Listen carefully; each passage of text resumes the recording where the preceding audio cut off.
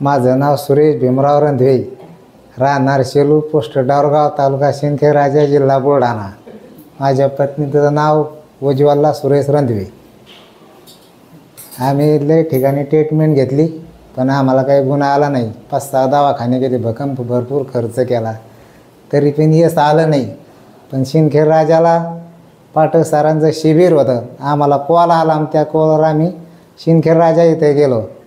तिथं शिबिरमध्ये सरांनी आम्हाला त्या जुन्या फायली तपासल्या. सर्व फायली तपासून सर म्हणे की तुम्ही जालन्याला मातोश्री दवाखाना आहे आपला हॉस्पिटल, तिथं या. मग तिथं आपण व्यवस्थित चर्चा करू. मग तुमच्या चर्चा केल्याच्यानंतर समोरचे जे काय ट्रीटमेंट आहे काय आहे ते रिपोर्ट बघितल्यानंतर आपण मग आम्ही इथं जालन्याला आलो. इथं आलो, सरांनी जुन्या फायली तपासल्या. सर म्हणे तुम्ही भरपूर इलाज केले म्हणे, हायफायचे इलाज केले पण तुम्हाला गुण आला नाही म्हणे. पण आपल्याला सुरुवातीपासून आपल्याला इलाज करावा लागेल म्हणे, 1-2पासून आपल्याला सुरुवात करावं लागेल म्हणे. तेव्हा ते आपल्याला त्या जुन्या फायली होत्या म्हणे, ते जुने झाले म्हणे रिकॉर्ड, त्याचं काय म्हणे. पण आपल्याला 1-2पासून सुरुवात करावं लागेल म्हणे. मग तिथून मग सरांनी आम्हाला 1-2पासून सुरुवात केली.